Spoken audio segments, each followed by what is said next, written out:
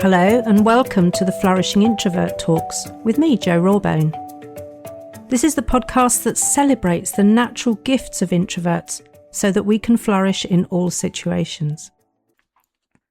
Episode 306, The Plague of Short-Term-ism.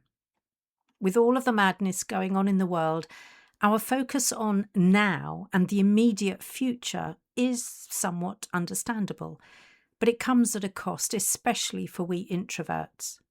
Short-termism has quietly slipped into the fabric of our lives, convincing us that there's no point thinking about the long term. After all, who knows what the future will bring? Yet for me and my introverted clients, understanding the bigger picture and the longer-term agenda is particularly important. If we don't have that, everything can seem a bit shallow and pointless. It gets worse when we realise that some people even try to tell us that we're wasting our time by thinking too far ahead. Listeners, they are missing the point, but it is a delicate balancing act. More on that later. We can't have missed how short-termism now hides in plain sight in our calendars, our inboxes and our conversations, both business and personal. We're mesmerised by every ping, like and small win, reinforcing that the only thing that matters is now. And I don't need to tell you how draining and potentially destabilising that is for we introverts. We seem to be surrounded by people who crave to be overnight successes, but who are disheartened when it doesn't happen. It rarely happens, is the truth. Some live for instant gratification and the next dopamine hit. It's exhausting, it's disorientating. It takes our focus away from what really matters and has us pinging around like a pinball, jumping from one shiny object to the next, mistaking movement for meaningful action.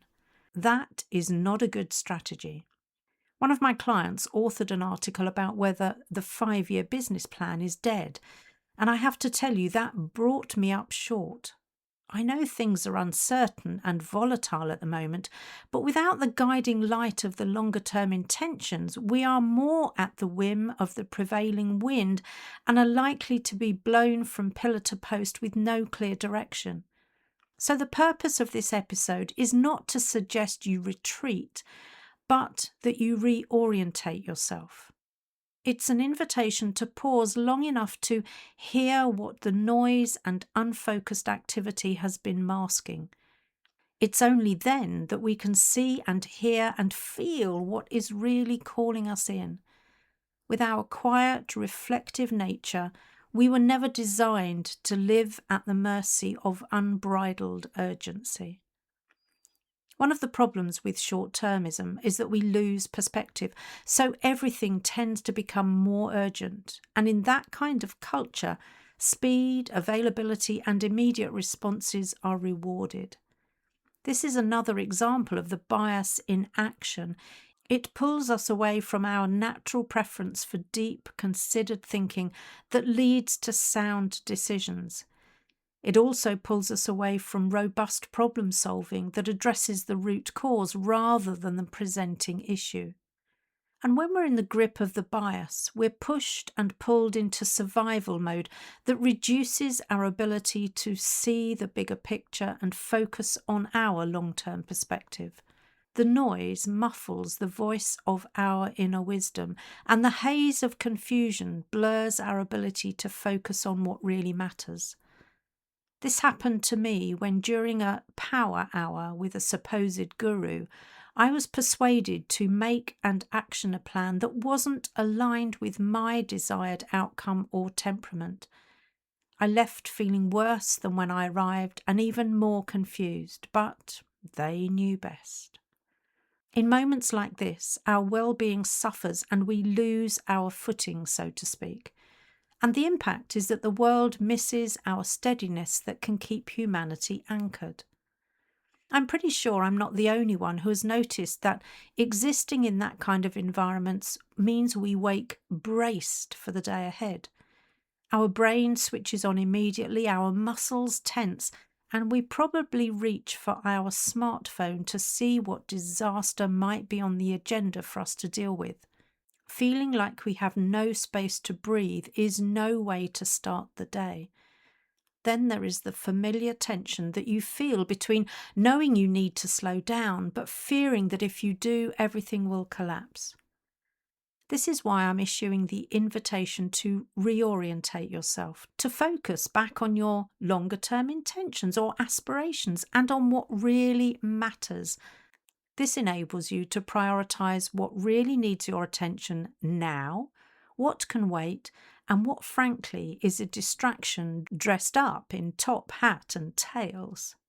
You see, the reality is, the steps you take today should not simply be for the sake of just moving and seeming busy, but in order to make progress towards our defined destination. And in order to do this, we need to learn how to tune out the cacophony of short-termism, the noise that's been muffling the call of our desired direction. There are those who mistakenly think that it's a waste of time having long-term goals, intentions, or aspirations in these messed up times we're living through. And they're only too quick to point out that somehow we failed if we need those plans to change.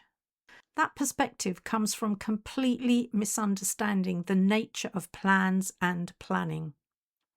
I'm rather fond of the misattributed line, "If you don't know where you're going, any road will take you there," that some think is from Alice in Wonderland. That line is nowhere in the book, and it's a line from a George Harrison song, but the meaning behind it is very relevant to this episode. The dialogue as found in Alice in Wonderland is as follows. "Would you tell me, please, which way I ought to go from here?" asks Alice.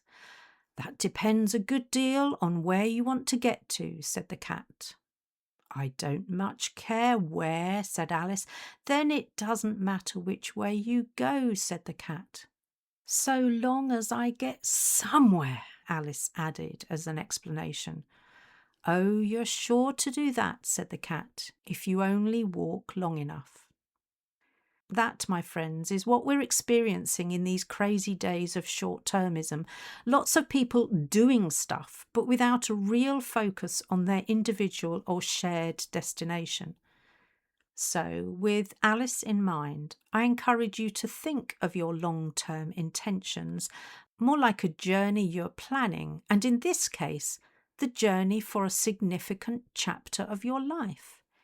It need not be set in stone, as we do need to be able to flex in changing times, but it gives us the ability to lift our head up and check whether the path we're on is taking us broadly in the right direction. We don't need the turn-by-turn instructions that SatNav gives us, but we do need to be able to realign or reorientate ourselves. So it feels only right that I offer you some actions to help you do just that. Not in the way that guru did during my power hour, though. These are things to do at your own pace and at a time you determine. They are collectively and individually the antidote to the noise that has been distracting you. It's always your choice as to what you implement, and if any of what I've shared so far has resonated with you, it's time to get the binoculars out and shift your focus further out. These 5 ideas will help you to do that. Number 1, schedule in time to review and refine your long-term planning at regular intervals. Treat it with the respect it deserves as a non-negotiable because it defines your guiding star. Decisions you make today and in the near future will either be aligned or it's a nudge that maybe your longer-term plan needs revising. That's why we check in on them with some regularity. Number 2, resist the pressure to respond immediately when it's to satisfy someone's instant gratification habit. This gives you a chance to pause, to look to the horizon and to the bigger goals so that you can plan your response in a timely fashion. Number 3, Be curious and ask reflective and probing questions about the longer-term intentions that your work is contributing to. Sometimes we need to be brave enough to shake others out of their short-term mania and make your decisions about your life and career based on your life plans. And if you've not got clarity on yours, it's another reason to join the Frustrated to Flourishing journey. Number 4, be a constant observer of your own behaviour and thoughts. I saw an article recently explaining how the most emotionally intelligent people are those who think about their thinking and about their thought processes.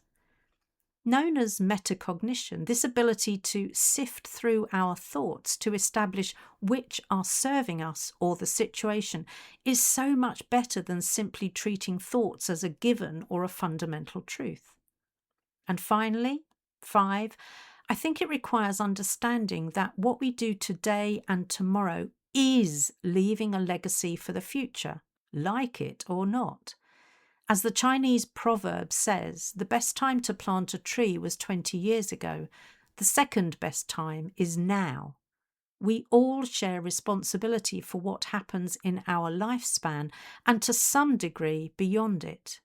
Be clear about what is yours to do. Now, let's draw some conclusions. As reflective thinkers, we introverts are wired for depth, not dizzying frenzy.